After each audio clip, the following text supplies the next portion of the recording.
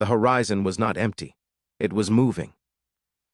For the terrified sentries standing atop the wooden palisades of Eastern Europe in the 13th century, the sight was the stuff of nightmares.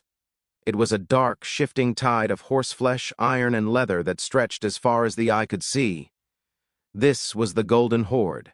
This was the unstoppable wrath of the Mongol Empire, a military machine that had already swallowed China, crushed the Khwarezmian Empire, and burned the grand principalities of Rus to the ground.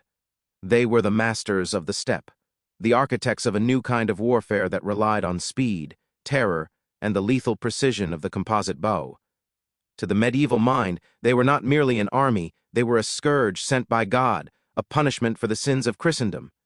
In the spring of 1241, this tide crashed into the kingdom of Hungary. The result was a catastrophe so total, so absolute, that it nearly erased the Hungarian nation from the map of history. The Mongol generals, led by the brilliant strategist Subutai, dismantled the Hungarian defenses with terrifying ease. At the Battle of Mohi, the Hungarian army was surrounded, outmaneuvered, and slaughtered. The king fled, the countryside was pillaged, and it is estimated that up to half of the population perished by sword or starvation. The Mongols spent the winter on the Hungarian plains, their horses grazing on the ruins of a once proud kingdom, before suddenly withdrawing back to the steppes, likely due to political succession issues back in their capital of Karakorum. They left behind a graveyard, a broken land of smoking ruins and unburied bones. Most historians and military analysts of the time assumed that was the end. If the Mongols returned, Hungary would cease to exist. The sheer disparity in military capability was too great. The heavy, slow feudal levies of Europe seemed helpless against the fluid, lightning-fast maneuvers of the steppe horsemen.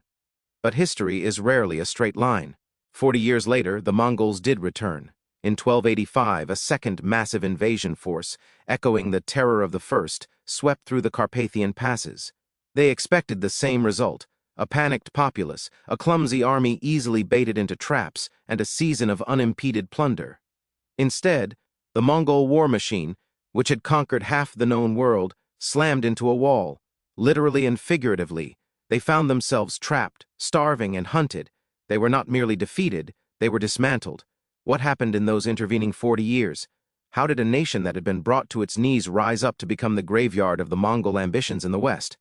The answer lies in a radical transformation, a visionary king, and a singular strategic shift that acted as a secret weapon against the nomadic style of warfare. It was a weapon made of stone, iron, and a fundamental rewriting of military doctrine. This is the story of how Hungary engineered the destruction of the most feared army on earth. To understand the magnitude of this victory, we must first deeply understand the mechanics of the defeat that preceded it. The trauma of 1241 was the crucible. When the Mongols first arrived, Hungary was defended by the traditional military structures of the time.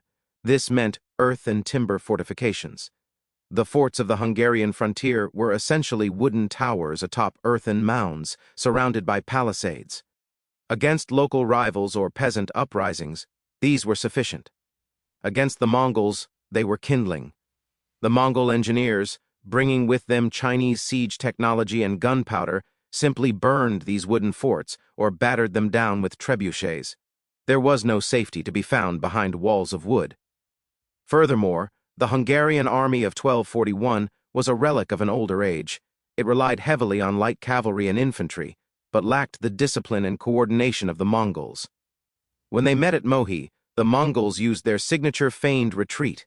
They pretended to flee, drawing the Hungarians out of formation, stretching their lines, and then, at the sound of a drum, turned and unleashed a storm of arrows that blackened the sky. The Hungarians were encircled and annihilated. When the Mongols withdrew in 1242, King Bela IV returned to a kingdom that was a shadow of its former self. He walked through villages where the silence was deafening. He saw the rotting wooden palisades and the scorched earth.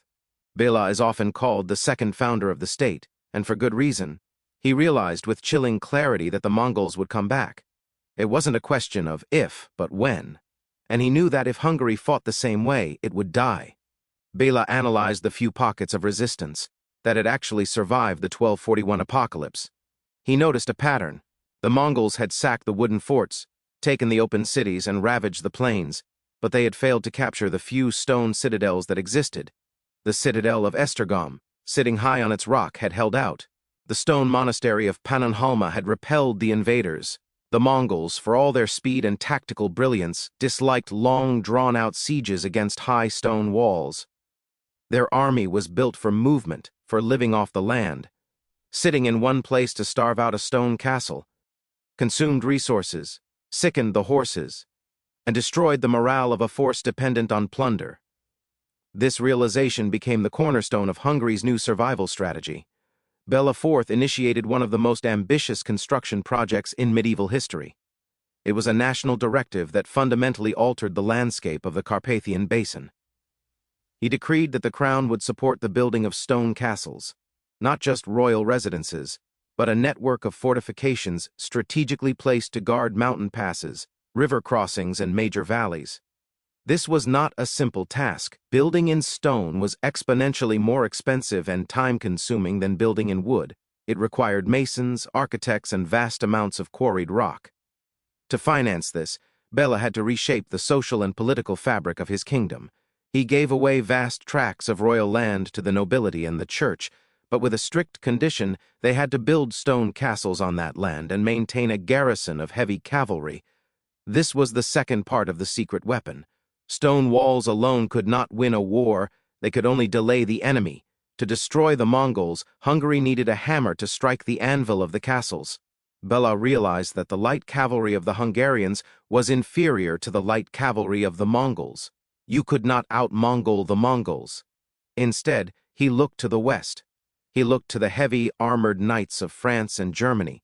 The Mongol recurve bow was a terrifying weapon, capable of punching through leather and chainmail at close range. But it struggled against the new generation of heavy plate armor and reinforced mail that was emerging in Western Europe. Bela encouraged the development of a heavy knight class. He elevated the status of the servientes regis, the king's servants, transforming them into a minor nobility who were exempt from taxes in exchange for military service, specifically service as fully armored knights. So, the trap was set. It took decades to build. For 40 years, the hammers rang in the quarries. For 40 years, the smiths forged heavy breastplates and great helms. Castles rose like jagged teeth from the crags of the Carpathians and the hills of Transylvania. Visegrad, Buda, Sarospatak. Names that would become legendary. By the time Bela died in 1270, the landscape of Hungary had changed. It was no longer a soft target. It was a fortress. The test of this new doctrine came in the winter of 1285. The Golden Horde, now under the command of the warlord Nogai Khan and Tulabuga, turned its gaze west once more. The intelligence reports reaching the Mongol camps likely described a Hungary that was politically fractured, with a young, somewhat unstable king, Ladislaus IV. The Mongols, confident in their supremacy, launched a two-pronged invasion. This was a force of immense power, estimated by some chronicles to be over 100,000 strong, though modern estimates are more conservative, but still massive. They poured through the Vareka Pass, the traditional gateway of invasions, expecting the land to open up before them, as it had in 1241. But the Hungary of 1285 was a different beast. As the Mongol tumans, units of 10,000, flowed into the valleys, they found the villages empty. The peasants had not been left to die this time. They had retreated along with their food stores and livestock behind the high stone walls of the new castle network. The Mongols advanced, torches ready, looking for plunder and for the Hungarian army to come out and fight. But the army did not come out. Not yet. Instead, the Mongols found themselves navigating a deadly gauntlet. Every time they tried to move through a valley, they were shadowed by garrisons from the castles above. If they stop, ped to forage, they were ambushed by crossbowmen. Another innovation Bela had integrated. The crossbow was slower than the Mongol bow, but it had superior range and stopping power, and behind the crenellations of a stone wall, the crossbowman was invulnerable to the horse archer below. The Mongol advance began to slow. They reached the lowlands, but there was no food. The scorched earth policy, combined with the secure storage of grain in the castles, meant the Mongol horses began to starve. A Mongol army is an organism that requires vast amounts of fuel. Each warrior had multiple horses. Without grass and grain, the mobility that was their greatest asset became their greatest liability. The commanders, Nogai and Tulabuga, split their forces. Tulabuga took the main army into Transylvania and towards the city of Pest. This is where the brilliance of the castle strategy truly shined. In 1241, the Mongols had simply ridden around obstacles. Now the density of the fortifications meant they couldn't ignore them. To leave a castle unconquered in your rear was to invite attacks on your supply lines.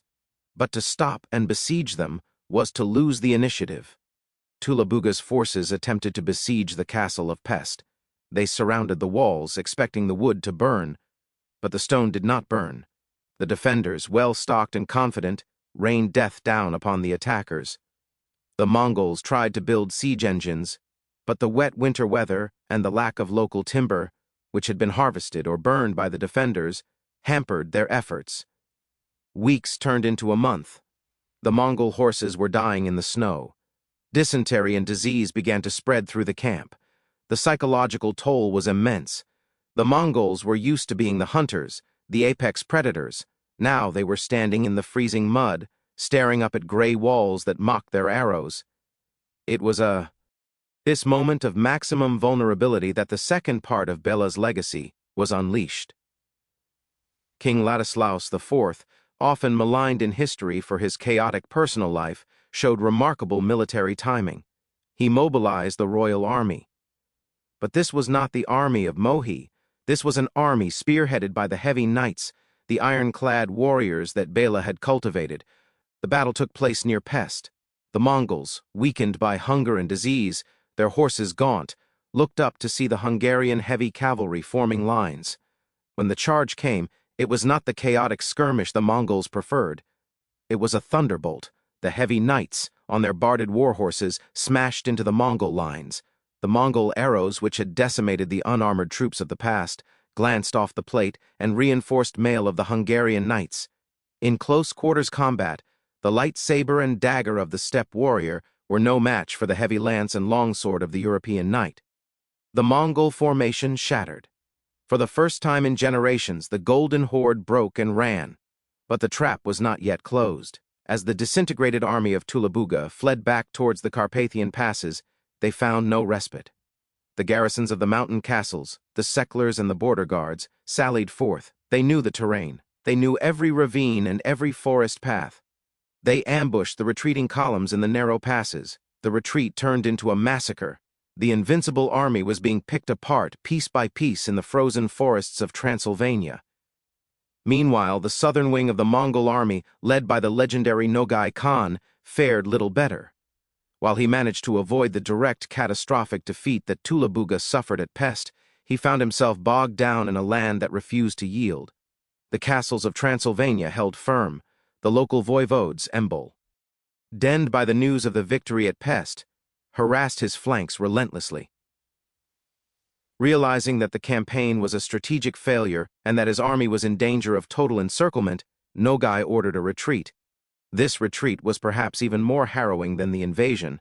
The Hungarian light cavalry, finally utilized in their proper role as pursuers rather than line breakers, harried them all the way to the border.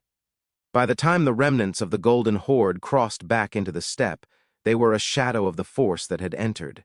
They had lost thousands of warriors, tens of thousands of horses, and most importantly, they had lost their aura of invincibility. The destruction of the Mongol war machine in 1285 was absolute. It is a campaign that is often overshadowed in history books by the earlier tragedy of 1241, but strategically, it is far more significant. 1241 proved the Mongols could destroy, 1285 proved they could be stopped.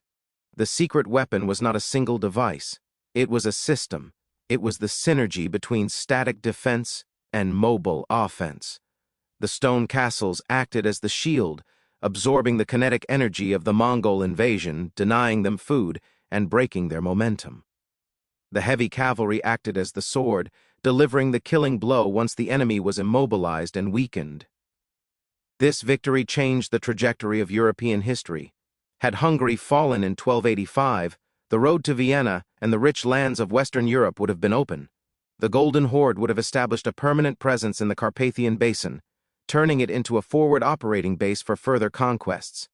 Instead, the defeat was so decisive that the Mongols never again launched a major invasion of Hungary. The border raids continued, but the existential threat was gone. The legacy of this triumph is written in the landscape of Hungary today. If you travel through the countryside, you will see them, the ruins of stone castles perched on the highest peaks. They are often romanticized, now as fairy tale palaces, but we must remember their true purpose. They were built as survival bunkers. They were the desperate, stony answer to a question of extinction. We must also look at the deeper implications of this transition. The shift to stone fortifications and heavy cavalry forced a change in the social structure of the region. It accelerated the development of feudalism in Eastern Europe.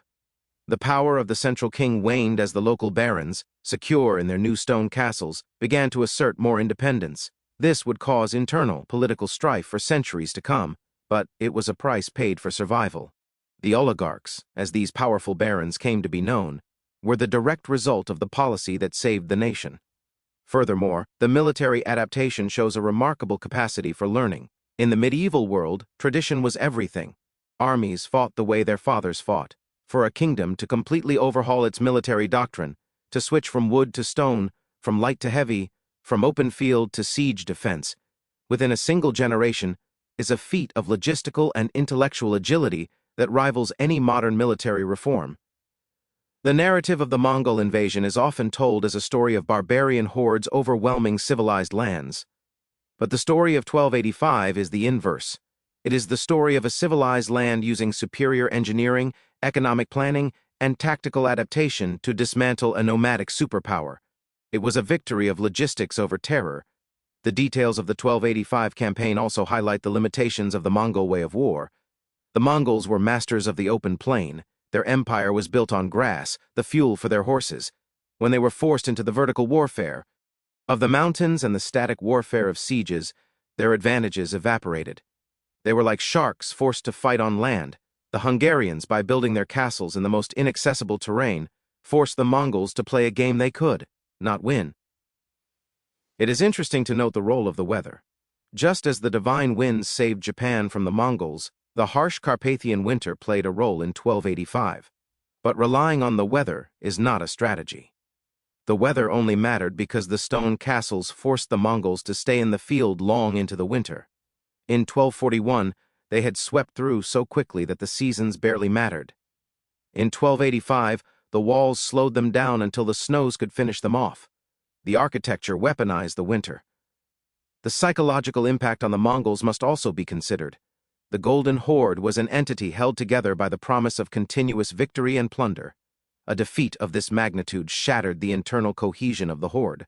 Following the disaster in Hungary, the Golden Horde descended into a period of internal strife and civil war. Nogai Khan, the mastermind of the invasion, would eventually die in these internal conflicts. The Shield of Hungary didn't just stop the invasion, it sent a shockwave back into the heart of the Mongol Empire that contributed to its eventual fragmentation. In the end, the secret weapon that destroyed the Mongol war machine was the resilience of the human spirit manifested in stone and iron. It was the refusal of a nation to accept its own demise. King Bela IV, looking out over the ashes of his kingdom in 1242, could have despaired. He could have accepted vassalage. Instead, he envisioned a new Hungary, one clad in armor, watching from the high towers. The clash of 1285 was the final exam of this vision. When the dust settled, the Golden Horde was gone, scattering back into the east like smoke in the wind. The stone castles remained. They stood silent and gray against the winter sky, the silent guardians that had turned the tide of history. This story serves as a powerful reminder that in the face of overwhelming odds, adaptation is the key to survival. The Hungarians did not defeat the Mongols by being stronger or more numerous. They defeated them by changing the rules of the engagement. They turned the geography itself into a weapon and built a defense that the greatest defensive machine of the Middle Ages could not crack. So, the next time you look at a crumbling medieval ruin on a Hungarian hilltop, do not just see a pile of rocks. See the secret weapon. See the shield of Europe. See the reason why the West was able to develop in relative safety while the East was consumed by the steppe. It is a monument to the moment when the irresistible force finally met the immovable object. and the object won. The echoes of that victory still resonate. It defined the borders of Central Europe, it defined the military traditions of the region, and it proved that even the apocalypse can be averted if you have enough stone, enough iron, and the will to build a wall that reaches the sky. The Mongol war machine was destroyed not by a bigger army, but by a better idea. And in the brutal calculus of history, the better idea is the deadliest weapon of all.